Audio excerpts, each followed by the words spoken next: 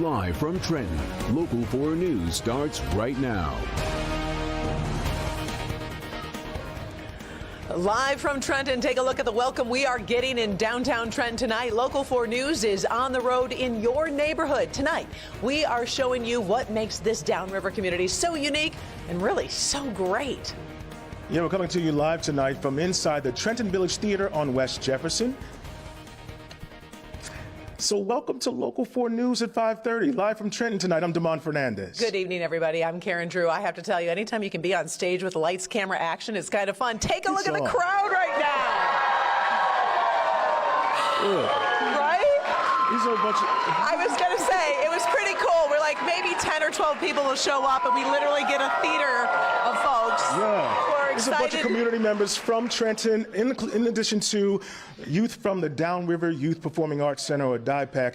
They are doing some great things down here. And you know, it was one of our viewers who suggested we come down here. Yes. That's pretty special. I was going to say, her name is Vicky. I try to get her on camera, but she's a little camera shy. But a shout out to Vicky and all the viewers that always email us and tell us, hey, come to our town. So we're going to be talking about the arts, the theater, but we're also going to talk about some other issues that are really important in this community. Yeah. And one of them, and we talked about this in Plymouth, the issue of these trains causing so many delays for folks who are trying to get places. Yeah, giving them a big headache. You know, railroad crossings have caused some massive delays for many drivers for decades, and we're talking sometimes delays longer than an hour. Victor Williams is joining us live here tonight in Trenton, and Victor, this even affects response times for people suffering from some medical emergencies. Oh yeah, that's right, Demond and Karen. A lot of trains come through this city, and really, we're at the location with the biggest problem. That's right here at Fort and Van Horn. The reason why it's such an issue is because there's a hospital, Beaumont Hospital, less than a mile that way. So really, once this gets congested, no one can pass through. It's pretty aggravating. They're always extremely long, they take forever, and it's just like you're here, you're stuck. After crowdsourcing and looking for ideas in the Downriver and Friends Facebook group, we've heard nothing but complaints from drivers in Trenton who constantly have to stop and wait, all because of multiple trains in the area. It was yesterday, the day before. It was like literally about 40 minutes I sat at the train waiting for it, and it goes back and forth, back and forth. A lot of times you have to drive out of your way to try and get past the tracks, and then just hope you don't get caught by the other set of tracks over there. It's been a major concern for Trenton Mayor Stephen Rizeppa, who's dealt with the problem his entire life as a Trenton native. For as long as I've been alive, I remember it being an issue. You know, a lot of times folks, I think, dismiss it as, oh, okay, it's just, you know, people are, you know, upset that they're late, but no, people are worried about being late to work. But what can really be done about a problem that's literally been around for decades? Mayor Rizeppa says we saw an idea of what could happen just one city over in the city of Woodhaven. It was there a solution was found through what's called a grade separation. The difference is that was on a county road rather than a state road, so Mayor Rizeppa's been working to get help from state leaders, including Senator Darren Camilleri. I know he's put forth a bill that would actually create a grade separation fund statewide to help alleviate some of these issues, not just downriver, but in places like Plymouth and Ferndale, up in the Thumb, where they're also running into some of these issues. Rico Canopy just hopes something can be done, especially if it means the difference between life and death. The crossing is less than a mile from Beaumont Hospital, Trenton, the only two-level trauma center in the area. What if someone's in the back of an ambulance and they're dying? Like, they're pretty much screwed because they're stuck on a train. In particular, our emergency vehicles heading towards that hospital, that is a huge, unconscionable, frankly, issue that we've dealt with. It's a much bigger apple than we're able to take a bite of individually at the local level, but with state and federal resources. Now this continues to be a problem, and although people are used to it, that doesn't mean that they necessarily have to stand for it. Live in Trenton tonight, Victor Williams, Local 4, back to you. It does become a little bit of a complicated issue, Victor, so where do things stand right now? Well, everything is all in the planning process. Like we just heard from the mayor, they are talking to senators and state representatives to hopefully get something done, but it's going to take some time. It definitely is. This is an issue that's affecting all different communities. We appreciate your work on this. Thanks, Victor. Yeah, and another big issue that we're following here in Trenton, there are now dates for demolition of the old DTE coal power plant along the riverfront. And now there's hope that this next step is going to lead to some new development on a prime piece of land. DTE's Trenton Channel power plant was shut down back in 2022.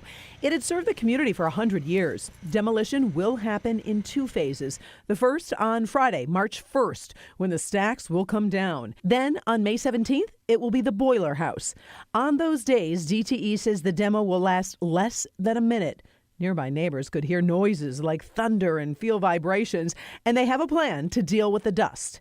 The mayor of Trenton talked about the future of the project. What it would essentially do is use, I think, about 1/3 of the site for battery energy storage. On that, it would be a, frankly, huge boost for tax revenue for the city. It would not disrupt things environmentally that we've worked so hard to make sure get cleaned up.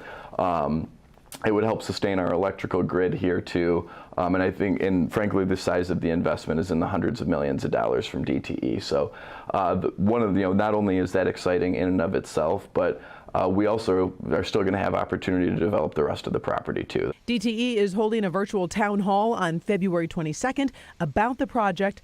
We did put a link on our website. Click on Detroit.com.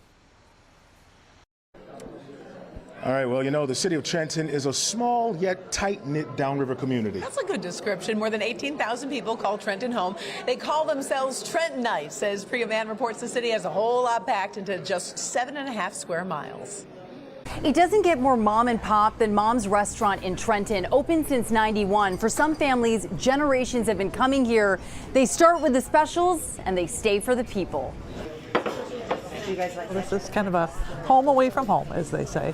For Jane and her brother Larry, Mom's Restaurant helps them feel closer to their own mother, who recently passed away and was a fixture here. Gus met my mother for the first time on his first day opening up, and he's always remembered that and has always been very generous to my mother. And we top it with homemade gravy daily. Located on 4th Street near downtown Trenton, Gus Demopoulos has built lifelong friendships here. I was supposed to be retired a couple of years ago, but I love the customer and the employees and the customers. And now it's like a hobby, you know what I mean? I stick around and have a good time. About a mile away is picturesque Elizabeth Park, the first county park in Michigan. We grew up playing sports down in Elizabeth Park. During the winter, we lived down there playing hockey. Decades later, the sport is still very much a part of the fabric of this downriver community. It's a great hockey town, for youth sports and that. Yeah, the Kennedy Ice Arena? Yeah. In fact, they just had a hockey tournament here. The Kennedy Recreation Center near Old Town is a sprawling sports complex for both winter and summer sports. It's just a good atmosphere for kids to do fun things instead of playing video games all the time. There's lots of sports. If you feel like walking around, downtown Trenton has an array of shops, restaurants, and boutiques. Well, I grew up here. I love downtown. There's the little shops, and I love the park, and it's just a nice, quiet, but fun little place. What I love about Trenton most is how friendly the community is and how family-oriented the city is in general. I don't ever worry about my kids outside. There's always people looking out for everybody. And Mom's Restaurant is an iconic downriver institution for a reason, winning all the best awards. Hey, they even put me to work. I gotta get to my table. In Trenton, I'm Priya Mann, Local 4.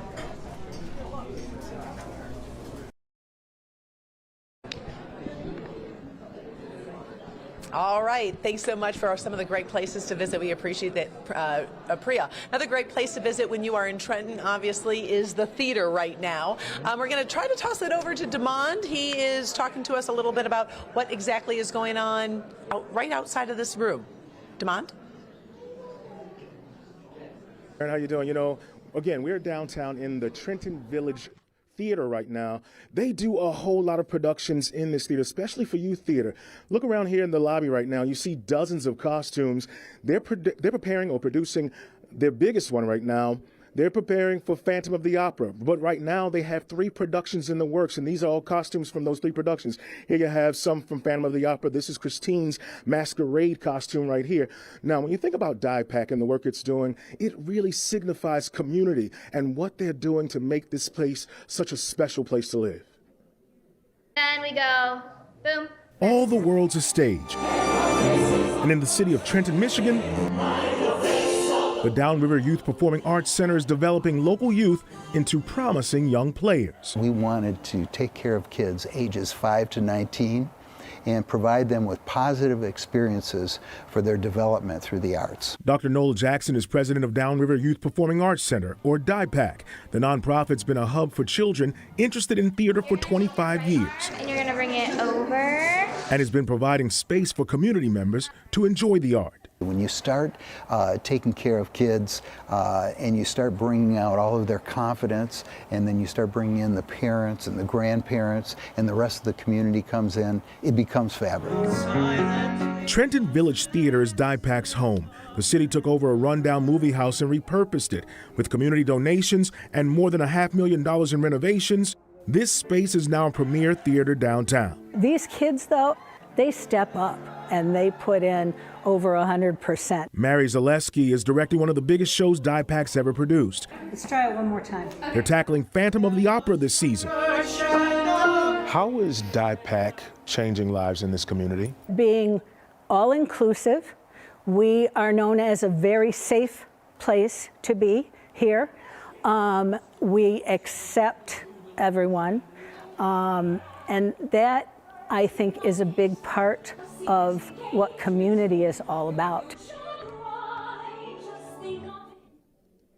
And I tell you, when you think about DIPAC, they really put a whole lot of resources to making these productions top-notch. Here in the lobby here, you can see some of the nearly 150 productions they put on. These are posters from those productions like Shrek, Once on This Island, Seussical. Now, if you're interested in checking out Once on This Island, or rather, if you're interested in checking out Once on a Mattress, that starts next week, and then next month they have their big production of Phantom of the Opera. They're so excited about that. Karen, I'm going to send things back to you. All right, thank you, Demond. So many great things going on in Trenton. We're talking about, obviously, theater, but there's a lot of great stuff outdoors as well. Another great place to visit would be the Refuge, and we're talking about a place where you can really enjoy the Detroit River International Wildlife Refuge. From the Downtown Development Authority, we've got Mark Angelotti joining us a little bit to talk to us about what Trenton has to offer. I'm a bike rider, and so when I started doing some research and realizing you guys have some amazing trails, and you're doing even more. Absolutely. We have the Iron Bell Trail from Iron Mountain to Belle Isle was extended to the Wildlife Refuge in Gibraltar, just south of us. And Trenton was designated one of the first 7 trail towns. I think you were mentioning that there were 7 big cities in the state that really devoted time, money, and resources to this. And this is great because it brings people to your city. Absolutely. So they get to enjoy the waterfront, including some of our parks, the Rotary Park, which the DDA is putting some money into here over the next year. And we're showing the downtown area now, and I want to obviously do a shout out on that. You guys are doing some great stuff in your actual downtown strip. Yes, we are. We've had some recent development, some restaurants and bars, and the DDA is also renovating the city parking lot to host the farmers market. And yeah, you have that every Monday, you said, from May to September. May through the fall. That's good. I love a good farmer's market. Yeah, absolutely. That's cool. Oh, and also the Rotary Park. You said that's your next big project. What are you going to do there? Correct. We're restoring Boardwalk. Okay. Where a lot of people tend to fish, and we're also restoring the waterfront, redoing a basketball court and a playscape for the kids, and it's a great place. You can launch your boat there, and it's a nice little feature for us here. Last question, if I had to ask, what do people not know about Trenton? You know, when people assume stuff, what's this little secret? Oh, well, we've got right here in the downtown area alone, we've got 7 or 8 wonderful restaurants, places you can grab food, several of which actually sell adult beverages with it, so that's always a good selling point. I was going to say, too, the people, because the spirit here is absolutely. So amazing, the people are wonderful. They are good. And speaking of that, we've got so much more to come on our trip here to Trenton. Make sure to stay tuned for Inside Your Neighborhood. We've got a special live performance right here with the theater group. We're going to take the chairs away. We're going to get them on stage. But first, let's send it over to Hank, where he is talking to